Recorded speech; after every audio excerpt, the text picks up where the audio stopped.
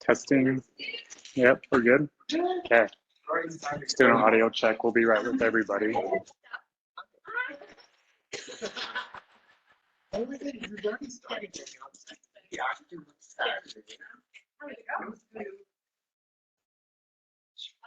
You're welcome to grab lunch afterwards. Oh, okay. We'll be dashing back. Yeah. Yeah. Yeah. No, I'm good. I'm good. I don't eat a lot of lunch. There's one thing to remember is due diligence. When you get to the Q&A. Oh, yeah. Okay. Sounds good. We're ready whenever you and your Okay. I think I saw like Mine. Okay.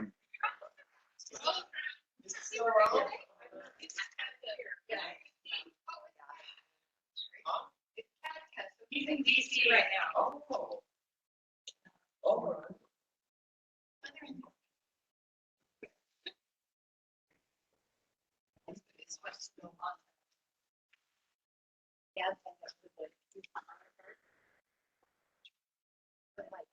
They fly them out to Washington.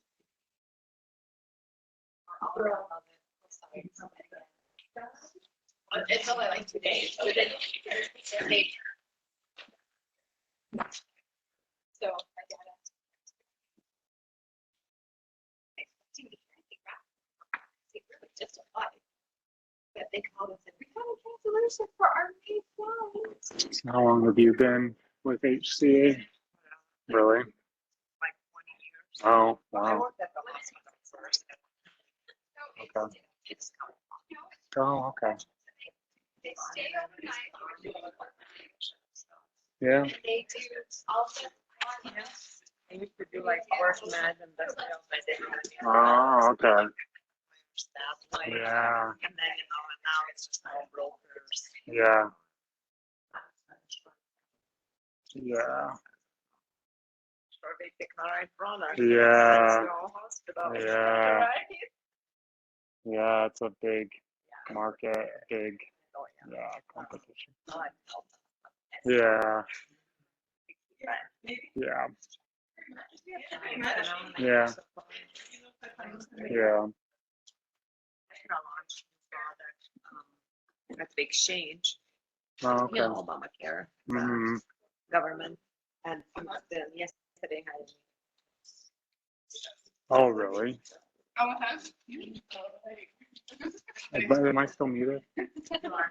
Okay. I think we're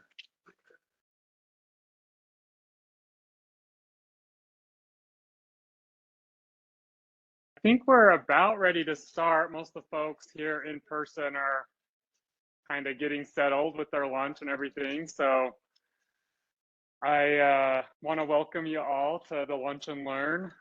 We've got a pretty good crowd here in person and some online too. So thanks for spending your lunch hour with us. I know there's probably a lot of things you could be doing with your free time, and I'd like to think that we're the enticement, but the free food probably helps too. So thanks for tuning in. We're going to talk about some cool things. My name's Chuck Jarvis. I'm a nurse practitioner at St. Mark's Hospital. I work specifically with the St. Mark's Comprehensive Spine Program. And we are located at the Mill Creek office and the main campus of St. Mark's. We also have outreach clinics here at West Jordan and in Taylorsville. So we really are trying to expand the reach of the services provided at the Spine Center for St. Mark's, and you know, putting us where you are and helping us have more availability for folks that have kind of more chronic or acute neck or back issues, which we're going to learn is a lot of us over time. I think, you know, if any of us over the age of 30, we did a poll and asked who had back pain or neck pain in their lifetime, most hands would go up.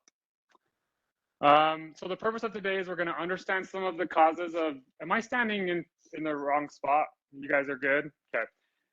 We'll let the online folks chime in if we need to move. But purpose of today is to understand some causes of back and neck pain, strategies to help prevent back and neck pain, and that's where we'll talk specifically about some ergonomic considerations that we want to talk about in that area, and then also to explore treatment options.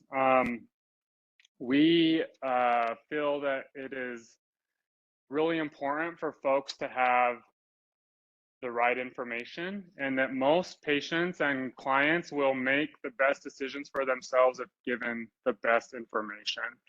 And so that's where we really like to take that discussion and help people decide, okay, what are your goals? What does a good day look like for you?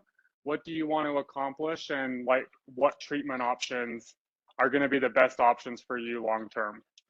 There is a whole host of treatment options for back pain. You can drive down the road and see billboards all over for different types of interventions and modalities and different approaches to back and neck pain. And you can spend a lot of money and time chasing a lot of that without really having a clear diagnosis of what we're treating. And so our laser focus with folks is helping them get to the bottom of what's the underlying cause and what's the underlying issue, and then making a plan that works for them. So we find that there's a lot of folks individuals that are in that boat that need that direction.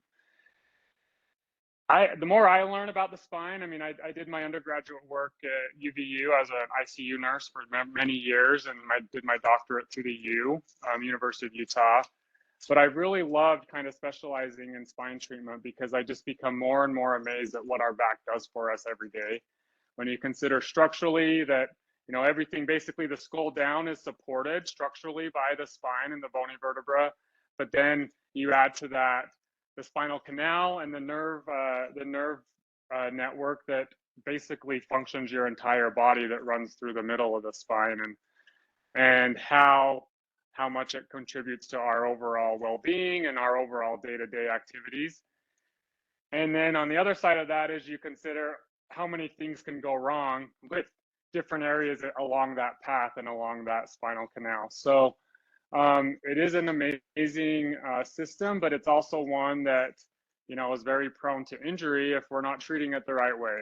And that can have a lot of effects, musculoskeletal, neurologic, you know, even functional in terms of our bowel and bladder function and regulatory mechanisms that way, that all are innervated and directed through the spinal canal. So it's a pretty amazing thing. And I love it. Obviously, I'm a little biased, but I do think it's very interesting. Most, you know, it's probably no surprise that the most common affected area is the lumbar spine. That's your lower, kind of low back area.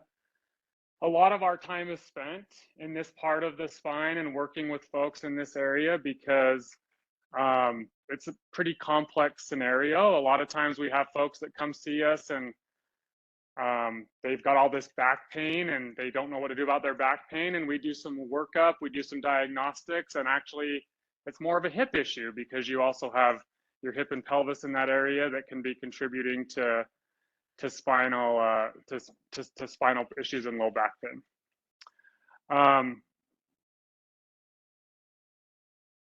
Anytime you're sitting, I mean, when you think about, okay, well, when are we using our low back? It's like all the time, right? Like when you're sitting, when you're standing, when you're bending, you know, basically when you're out of bed, when you're not lying flat, your lumbar spine is being expected to engage in some way and to be working in some way. Because even sitting in a chair, we all know sometimes that's the most exacerbating. And if we're not doing that in the right way and supporting the right way, then we get fatigue and weakness in our low back. I should have said at the onset, we are going to have some time at the end for questions and answer period. If there's anything that's really burning, a question you have and you don't want to let it go, definitely you can let me know if you're here in person, and we'll answer that question for you throughout the presentation. So I do want this to be open for you to ask that if you would like to. So yeah, a lot of the things we talk about by way of office, like ergonomics and functionality at work, it's centered around how we treat our lumbar spine. it's a big, big, big, big business. I mean, that's why I think you see the billboards and you see all the different modalities, and people can spend, I have patients come in that have spent thousands of dollars on different spine treatments and different injections and different things and still aren't getting the relief they're looking for. I mean, you can see the breakdown there, but overall, I mean, some of the estimates are like, $90 billion total just in the US alone of what, this low back pain and the treatment is. It's one of the most common symptoms presented for at the emergency departments and urgent cares, back pain, The challenge and really the niche of where we fit into that picture is so many people go to the ER for back pain. And in most cases, the ER really can't do much for you. They will make sure you're not having an acute emergency or a spinal trauma of some kind. But in terms of a workup for, acute or chronic issues, they really can't provide that. So our ERs and our urgent cares love us because we are a great resource that can get people in, help them get seen, help them get the workup they need, and do it in the appropriate setting so you're not visiting the ER for things they can't help you with. But yeah, all that adds up to the cost and the overall expense of this, issue. I spoke to this a little bit at the beginning, but all of our hands might go up if I asked who had low back pain, but this kind of breaks down the prevalence of that. I think it's interesting that, if you look there, only 16% of the entire population will not have back pain in their lifetime. So this is pretty universal issue. Currently,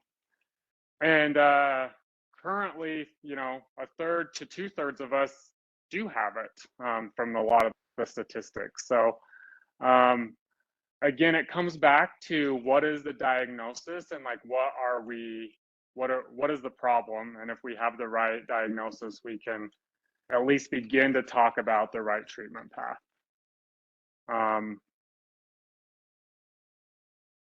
The good thing, and I guess the good news about all this is, in many cases, these symptoms can be treated fairly conservatively, and most people will recover from an acute flare, an acute injury, without a whole lot of intervention. It's kind of interesting, when we see new patients from the ER or from other urgent cares or primary cares, it kind of runs the gamut. Some people, you say, well, when did your back pain start before you went to the ER? And they say, well, I woke up with it and it was really painful, so I went straight to the ER. Other people have been dealing with it for several years, maybe had multiple surgeries, had lots of treatment, and have just kind of given up on treatment. So they just decided that living with back pain is something they're going to have to face and deal with. And so it's really where we get to have a conversation with folks and say, hey, this is the expected course of treatment. We're always going to want to do the most conservative treatment first and only use more aggressive intervention when we need to.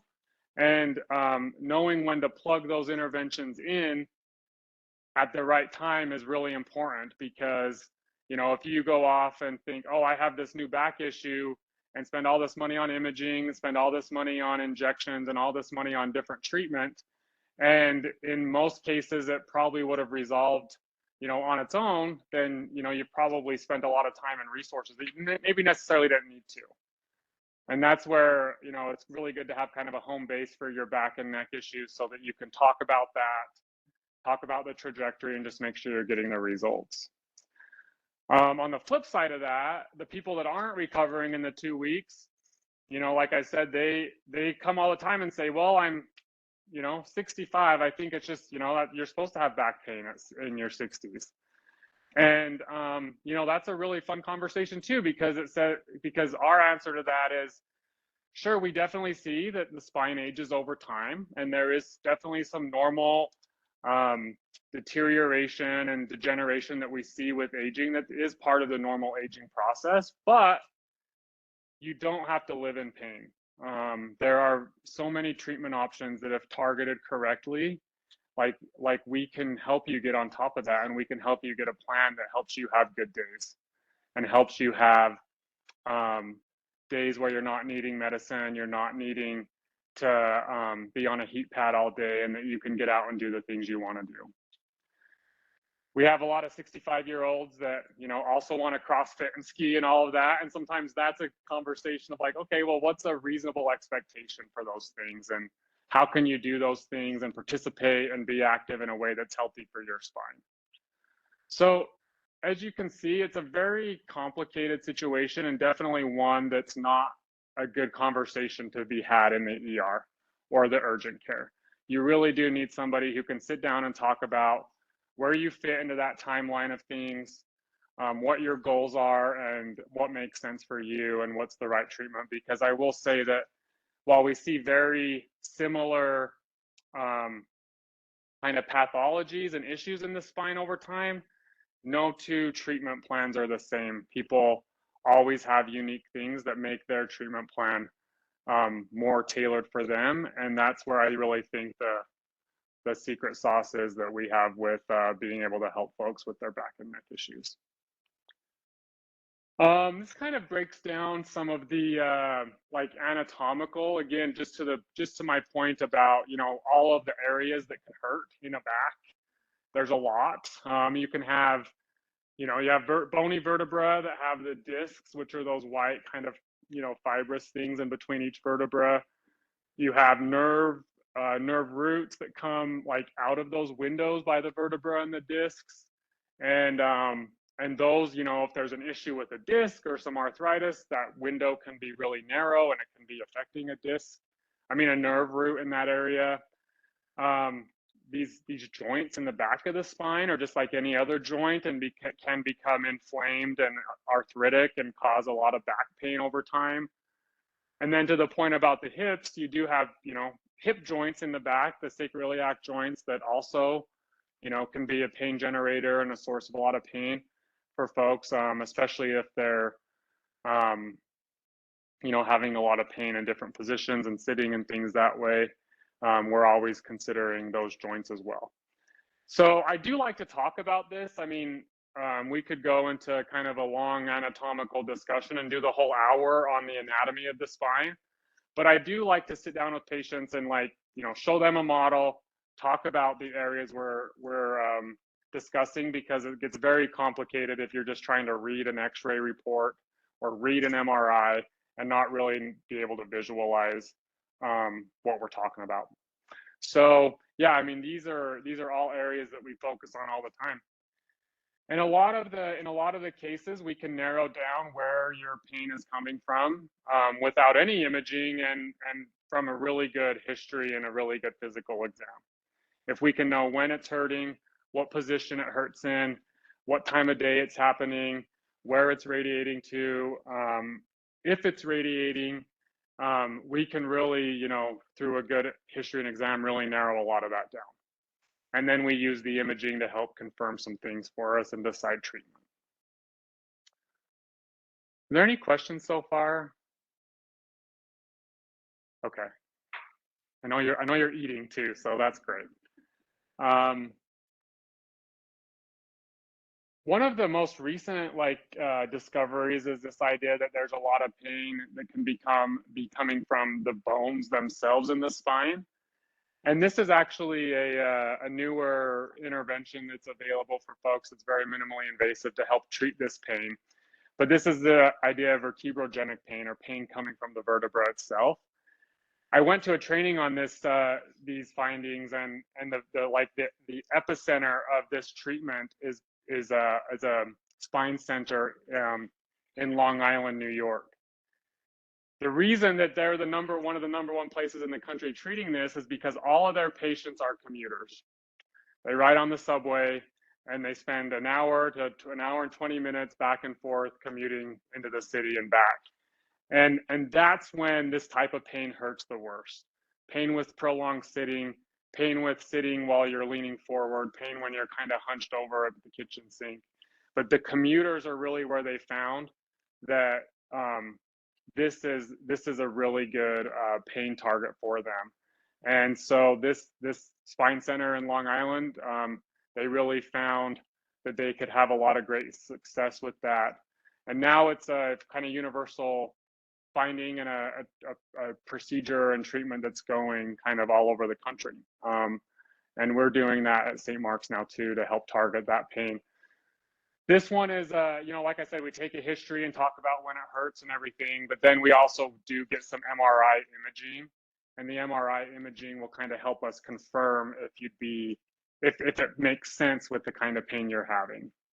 And we look for specific things within those bones on the MRI to decide that. So again, I think this just helps illustrate to the point that, you don't have to live in back pain. You don't have to have surgery to fix your back pain. There's a lot of other options to consider that can give really durable, long-lasting results.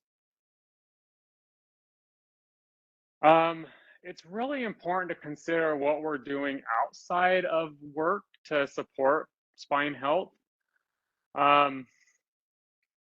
There's some really great resources online. Spinehealth.com has some great exercises that are awesome for just overall spine health, and that really focuses on range of motion, flexibility, and core strengthening. As you can see that last bullet there, and I think this is interesting for people in the workspace, especially people that are doing hiring in the workspace, but 78% decrease in missed days at work was found with exercise. So if you want to reduce sick leave from low back pain, the study that we looked at showed a big significance with exercise. Yeah.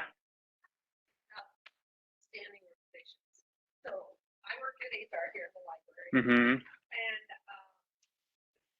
research on it, and there seems to be mixed reviews. Like,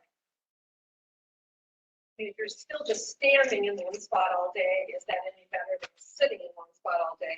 Or yeah.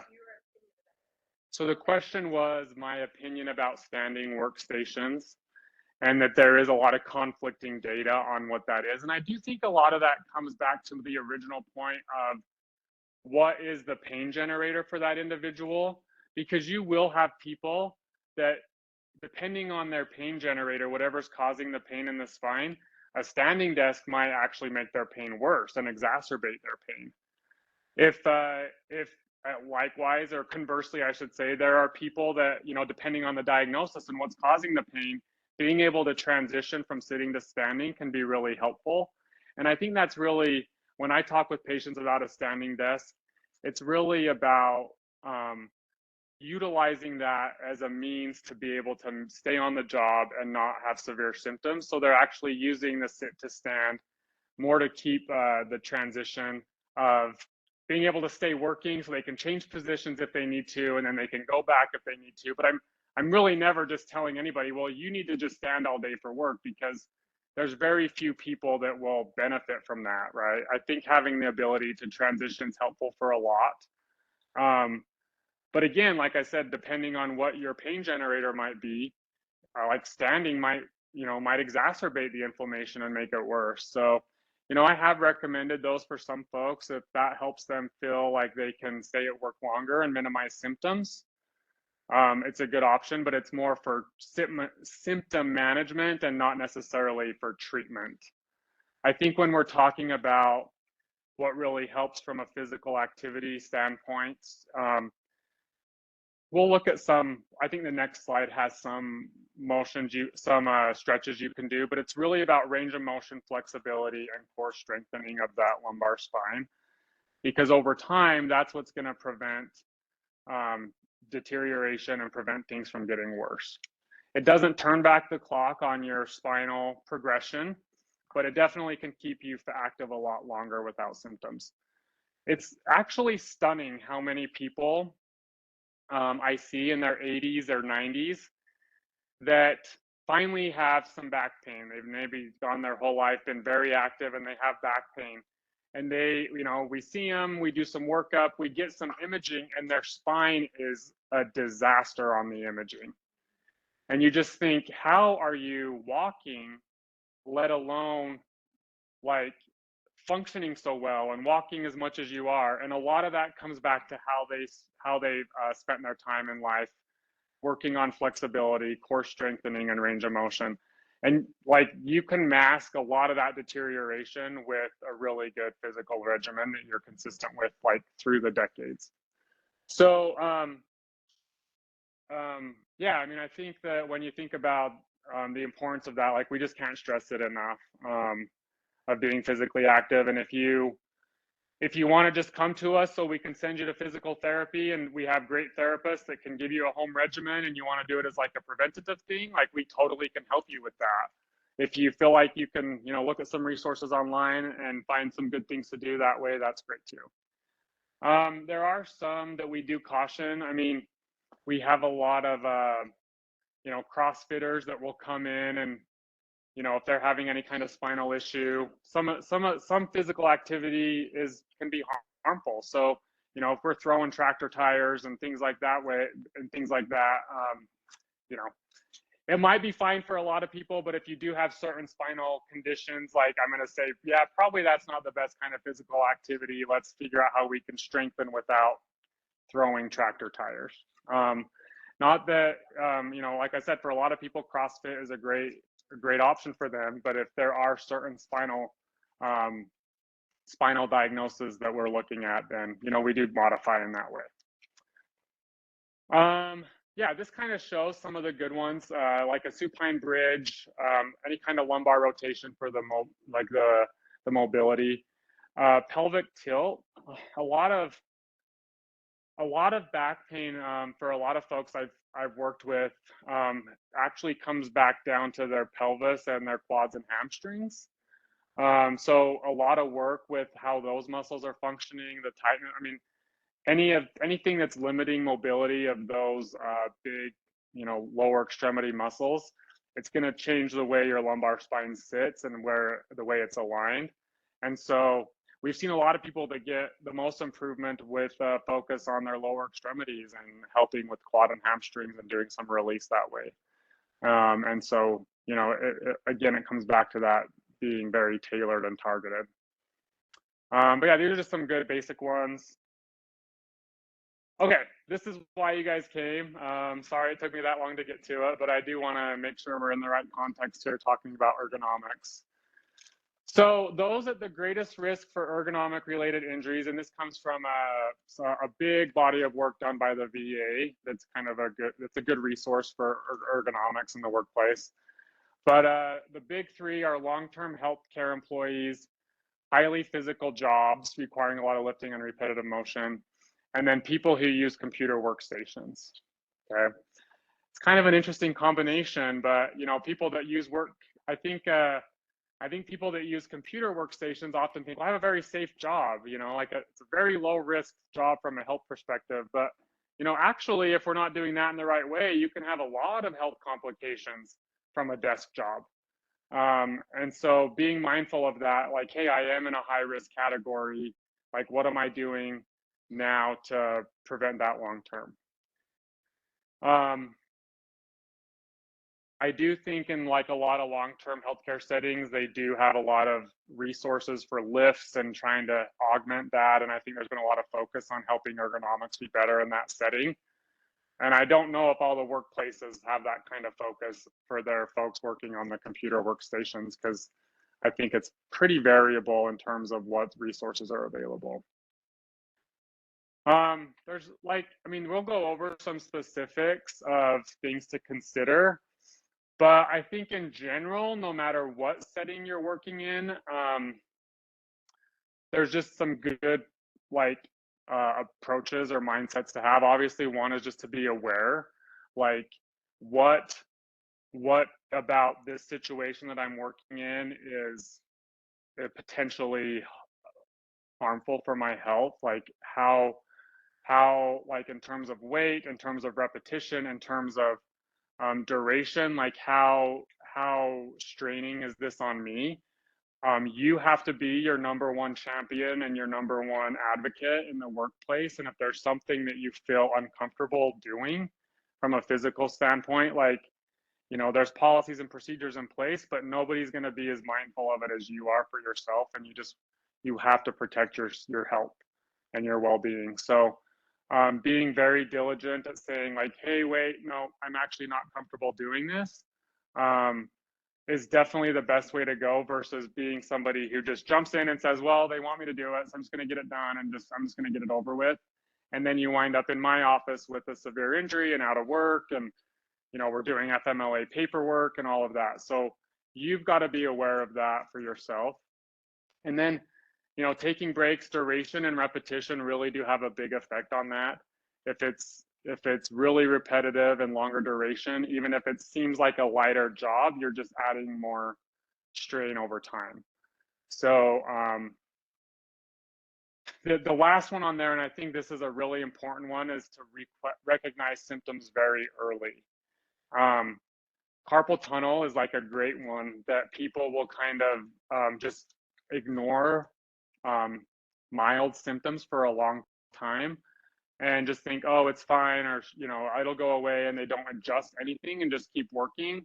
And then it gets to a severe point where you're unable to do basic work functions because you ignored symptoms. So if there's something that feels like it's not in the right overall well-being in terms of what you're doing at work, recognize it early. These are some general principles on desktop considerations, so desk work considerations. I mean, I can read the bullets. This guy is doing not what you want to do. Yeah, I mean, it probably feels comfortable to him at first to be sitting lean back that way, but really he's breaking a lot of rules. The monitor's probably too far away from him. You want the top of the monitor to be at your eye level. Maintain your spinal alignment. He's leaned back, and his wrists and hands, when you're sitting that way, over time you are going to cause strain on those nerves that contribute to carpal tunnel. Yeah, I don't think I need to read the bullets, but yeah, you can kind of see some of the considerations there with that. This is another one. These are kind of the most common workstation issues. So if you're having problems with your computer monitor, even in some cases you can have eye blurriness, then these are some recommendations to help with that. A lot of times the monitors are too far away, and so it can cause too much strain. You maybe not even realize that it's causing that, but over time it can cause more strain on your eyes and contribute to headaches. So keeping your monitor within an arm's length is a good indication that way for preventing that. Glare at a minimum is a big one. And again, I think the monitor is important because it's something that happens more slowly. You don't necessarily notice that right away of the way that those things can contribute. But yeah, I think we've all been in these situations. The more and more we transition to computers being so important in all of our jobs. Another big challenge is the chair.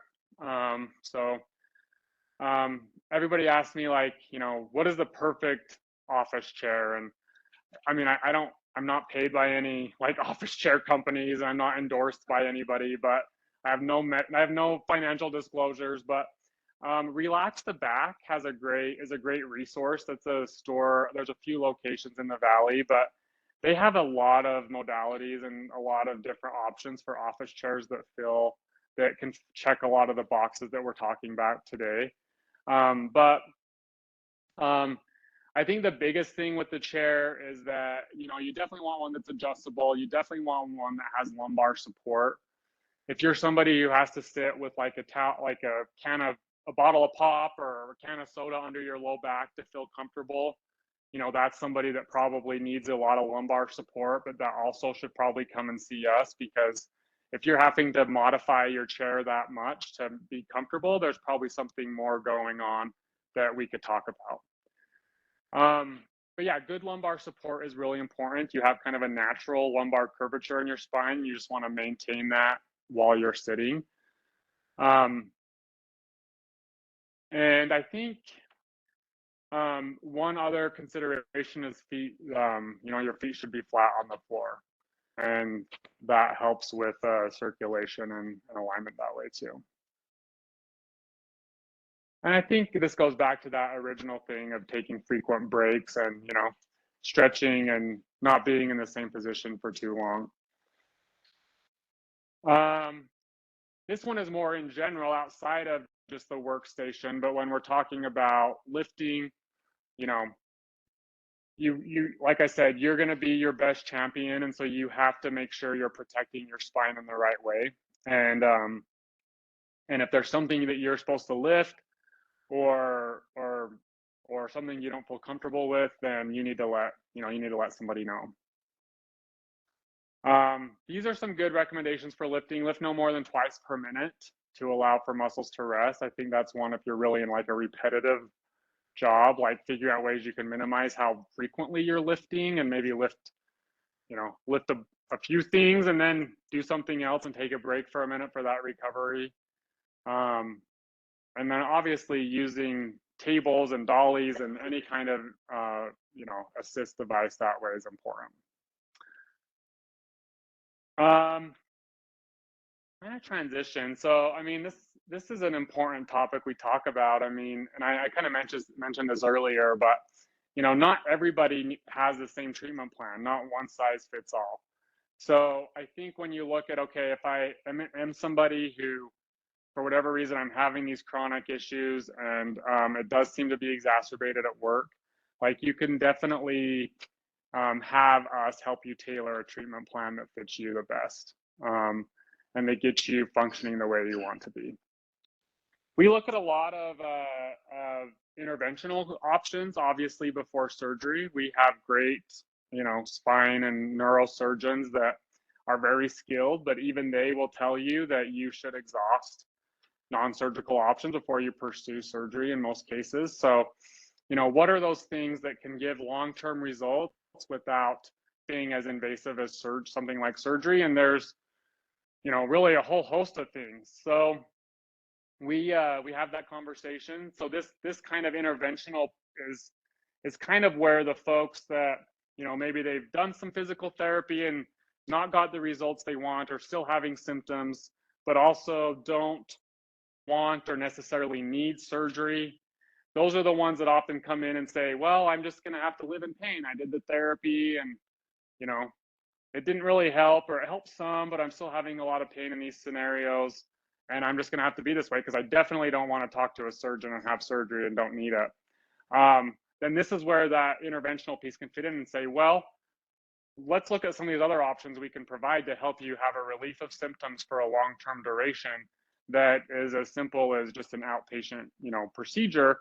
Sure, it might not be permanent. It might not be fixing, you know, everything that's wrong in your spine from an imaging perspective, but if it gives you good days and keeps you out of pain and off pain medicine, then, you know, that's the goal. So these are just some of the options we look at, and a lot of these things are things people have heard of and some things people haven't heard of. But really they are meant to target, you know, your specific symptoms. And so, you know, that's where it's really important for us to get down to what is the problem. Then we can decide what's going to be the best option for you going forward. This one goes back to our commuters, the folks on the train. And this is actually a fairly new procedure that's been around for a few years, but like I said, is becoming more and more common, but it is called Intracept. It's where we access the vertebra with a small access device. We put an actual heat catheter in there and actually cauterize the nerve within the bone. And that cauterization kind of kills that nerve from triggering any pain from that vertebra. And it's exciting because those patients that had that done are now 7 and 8 years out on the clinical trials and still getting like 80% relief of their back pain. And so there's always new things. I mean, I'm not paid for by Intracept. I don't have any financial obligations to them, but it's just an illustration of some of the idea that there's always new things coming on board, that if you haven't visited with a spine specialist recently, like come and talk to us and we can talk about options. Yeah, there's a question here. Yeah, so the question was, is it the same as the radio frequency ablation? And it's not. It's actually a different target based on, you know, your diagnosis. It's a similar concept where we're, you know, applying heat to deaden those nerves, but the ablation, the radio frequency ablation does target a different area in the spine. So the question was, do the nerves grow back like the radio frequency does? You're well versed in some of this treatment.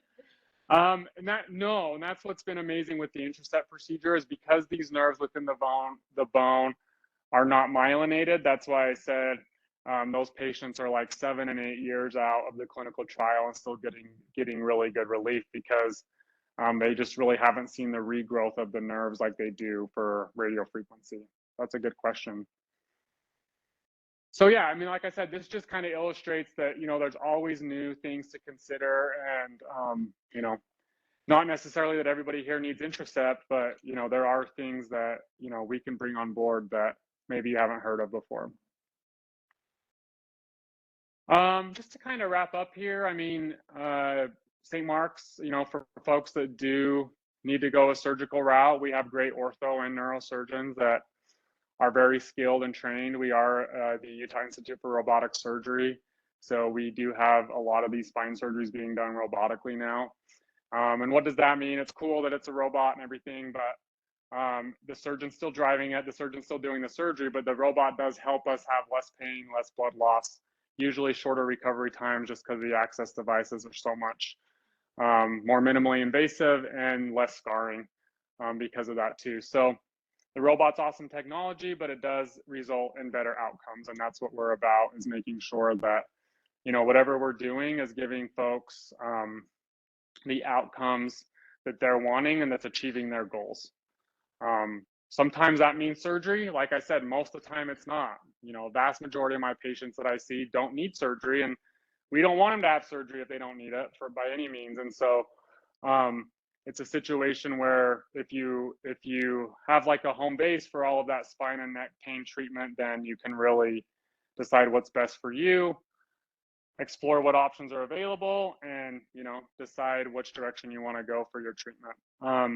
We have a lot of patients that, you know, we'll go and meet with our surgeon and learn about what surgery they would need, and then come back to me and say, okay, I know what that would look like. I'm going to hold off on that for now. Let's talk about what else we can do to help me.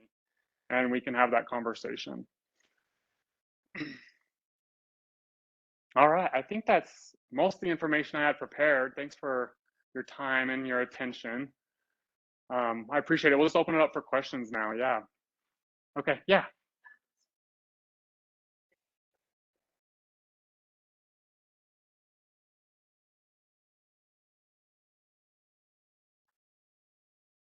So the question is there a connection with your feet and your back? And I definitely would say that a lot of pain in your feet, I mean, if you have anatomical issues with your feet, like they're flat, or there's different issues with your feet, like from a musculoskeletal component, then obviously that's more isolated. But a lot of leg and foot pain and numbness and tingling and neuropathy type of symptoms, a lot of times that is coming from the spine based on what we look at on the imaging. But yeah, a lot of the times what we're talking about is not necessarily back pain for people, but pain in their legs and feet that's coming from the spine, and that's their number one symptom. And then we're trying to help them alleviate that. Yeah. Yeah. So, kind of along those lines, is there a correlation between like wearing sandals, wearing tennis shoes, and like back pain? So the question is there a correlation between wearing sandals and tennis shoes and back pain? For sure, there is a correlation with the type of footwear you're wearing, and you want one with good lumbar support. We have people that come back in the fall all the time after walking around Europe in like flip-flops and the cobblestone streets, and it's like, why were you doing that? And your back hurts now, and we're wondering why. Like, you do want to be mindful of having good arch support and good footwear, because a lot of that all just comes back to how, you know, how your lumbar spine's sitting and how your hips and pelvis are responding to that. And if you're really wearing really poorly supported feet, you will have more back pain. And in most cases, there is some underlying back diagnosis along with that, is what we find out. But if you're somebody who has some back issues going on, those are just going to be made worse if you're not wearing the right footwear. Yeah.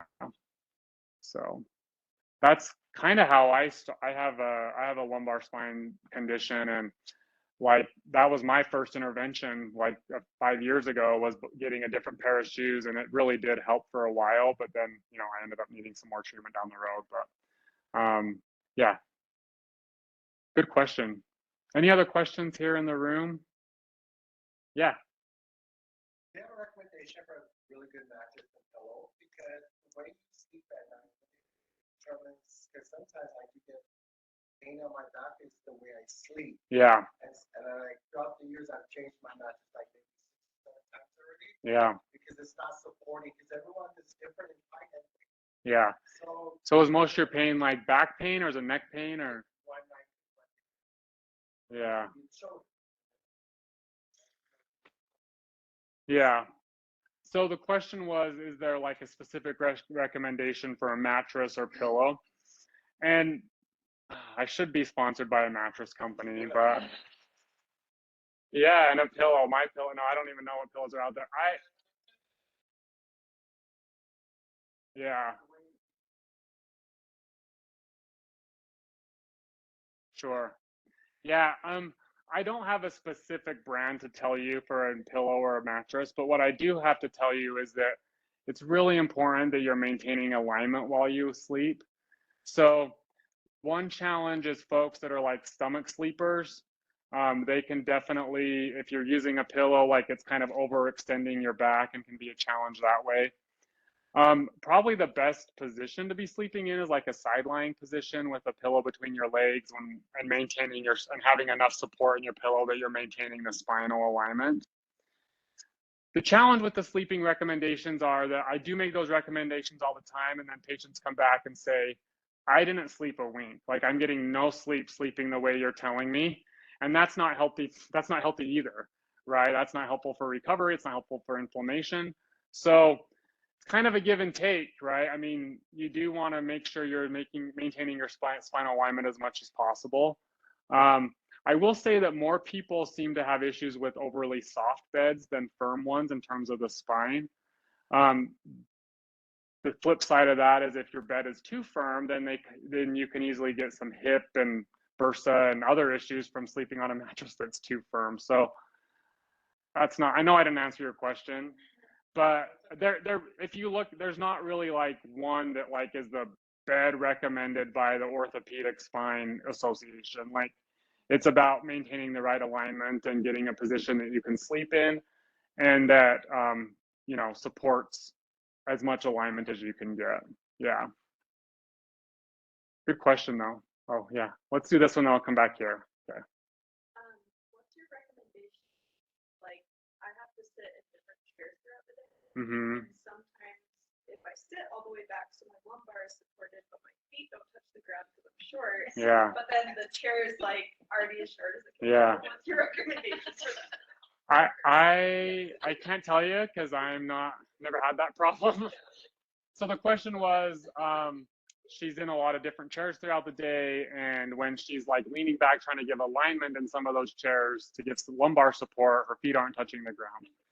And that's definitely a shorter stature issue that I haven't had, but I do think that I think that you're probably, I mean, if you're not in that space a long time, I mean, I'm the spine guy. I think you probably are better off to try to maintain your lumbar support as much as you can and put your feet on a stool or on a garbage can or whatever to help keep them from dangling. I think you're going to be better off still protecting your spine as much as you can, especially if you're sitting all day. Yeah. Yeah.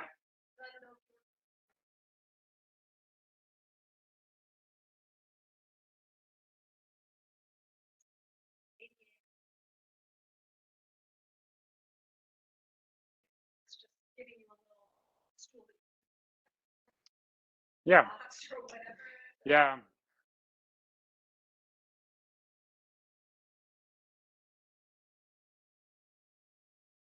Yeah, that's a great comment. So her comment was that, I'm repeating things for the folks online if you guys are wondering why I'm like restating that. Her comment was that, if you are finding yourself needing that accommodation, like talk to your supervisor, because they can help make those accommodations, whether it's getting a stool or something you can put your feet on. Always, again, it comes back to that early recognition and just advocating for yourself. Yeah, good question. And we'll come back to this one. So you said with sleep, like having your pillow in between Mm-hmm. like, is there a width that you recommend? So the question is for the sleeping, for the pillow between your legs, is there a width that I recommend? No, it's just going to be different for everybody, but just whatever can help keep your pelvis from your legs from kind of crunching together and help kind of maintain your alignment that way. Yeah. Good questions. Yeah. A pillow that's wide enough so that your knees don't knock together, about maybe 4 inches. Yeah. I have one, Yeah. and my spine aligned and my legs aligned because my knees can just sit next to each other Yeah. because of the pillow. Yeah, so the comment was just one that keeps your knees from kind of pushing against each other. So whatever pillow it takes to do that. Yeah, that's good. Yeah.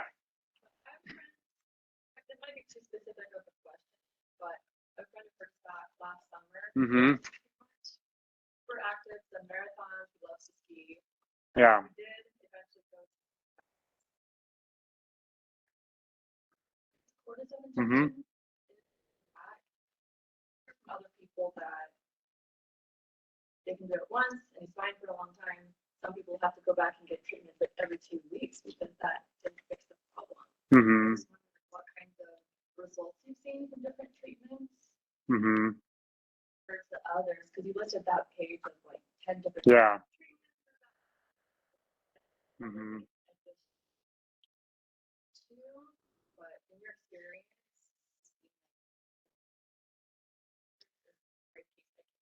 Yeah, so her question was about a friend who was very active that had an injury and had a sounds like steroid injection last summer, and kind of what the expected duration is if there's better options.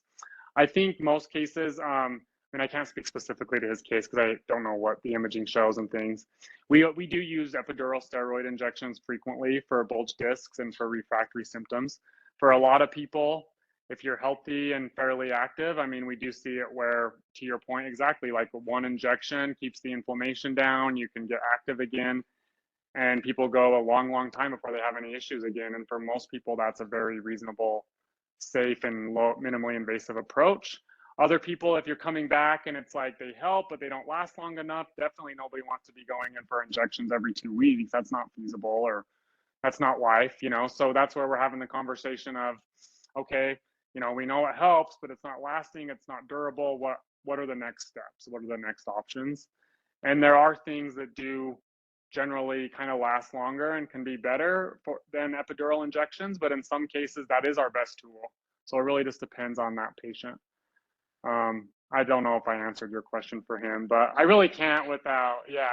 But yeah, it's a good question though. Yeah, I mean, we often get asked about the injections, and you know, sometimes when I'm recommending those, it's like, well, but am I going to have an injection every 3 months for the rest of my life? And you know, a lot of times I can't say. We have patients that come in, and even maybe over the course of a year or two, they have a few injections along the way, and then they can go a long, long time before they have a retrigger. And so, you know, it's very specific, and sometimes it just depends on that cycle of inflammation and getting on top of that, and you can go a long time without needing more treatment.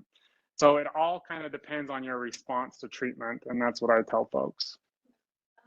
Off of that, do you know if like bulge discs ever like heal, or once they're damaged? Yeah. So the question is, do bulge discs heal? We do see, you know, in follow-up imaging sometimes that there's been some retraction of a bulge disc, and the numbers vary on that, on how often that happens, and a lot of that depends on age. But yes, they can over time kind of heal on their own. It's not necessarily a clinical outcome we're looking for. Like I'll see a patient and they'll say, you know, after therapy or an injection, they'll say, let's do another MRI and see if the disc looks better.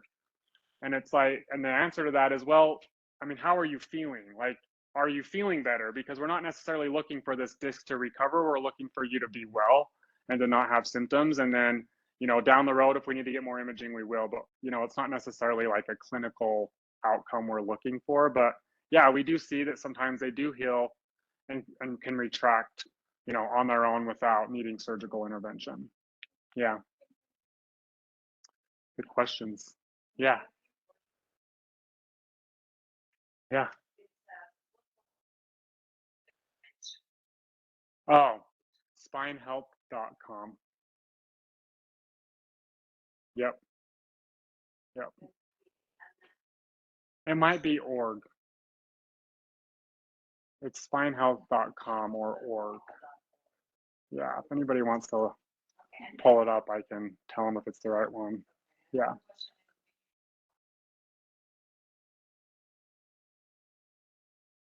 Yeah. Yep. Yeah. I think there's you know, a few different modalities for the robotic surgery, and hip and knee are ones that that fall under that. I mean, I don't do them, but you know, our Salt Lake, our orthopedic clinic could. Yeah.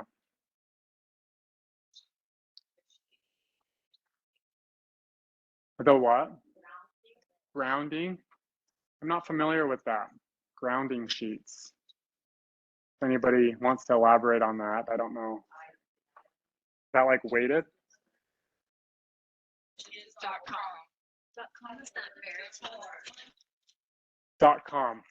Spinehealth.com. Well, there is an org, but the one I'm referring to is spinehealth.com. Yeah.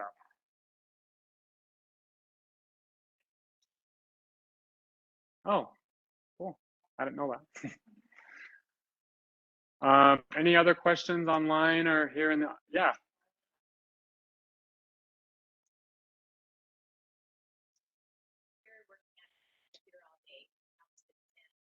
Yeah. So the question is, how often should you be going from sitting to standing if you're at a computer all day?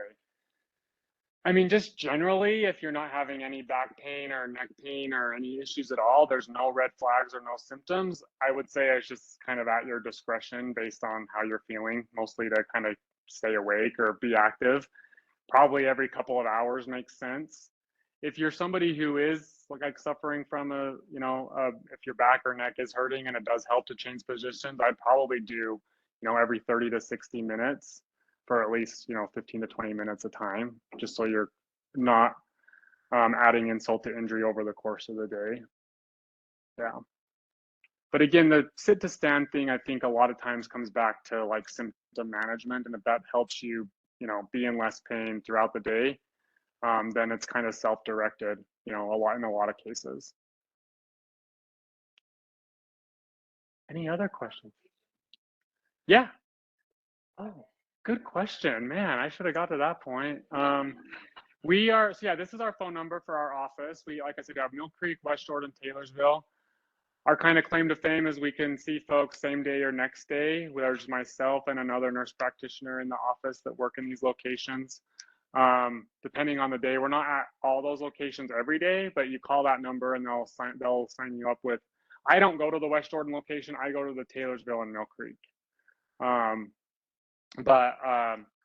Yeah, you don't need a referral. We want to make it really easy for folks to be able to call up or come get seen and, you know, let us help you. We take all insurances except for Select Health. So any insurance but that one. Yeah. So I'm a little biased towards certain exercises when I like to work out, right? One that I'm a fan of is the deadlift. And Yeah. I'm curious on your take on that one.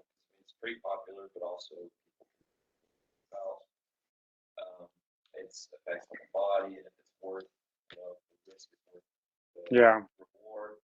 But as both as either or, you know, preventive or as even a help for back pain, what's your take on if the patient does the deadlift?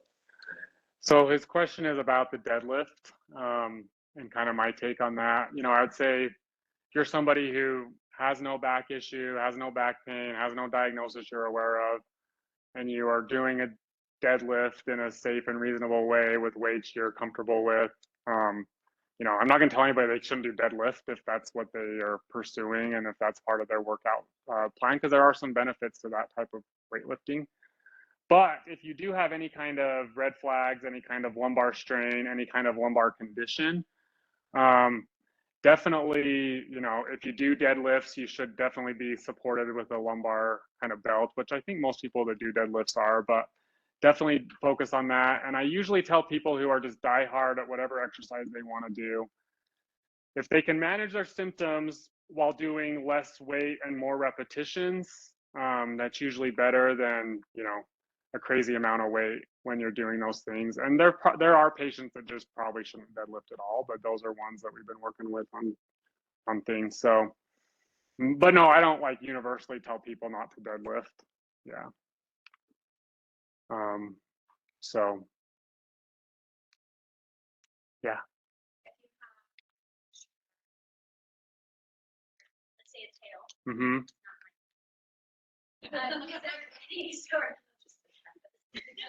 is there certain things that, you know, you need to be a little bit more mindful, just like everybody else? So the question was about if there's an extra vertebra, which we do see sometimes in the lumbar spine, that folks can have kind of a different, like an extra one, you know, in the lower part of their back.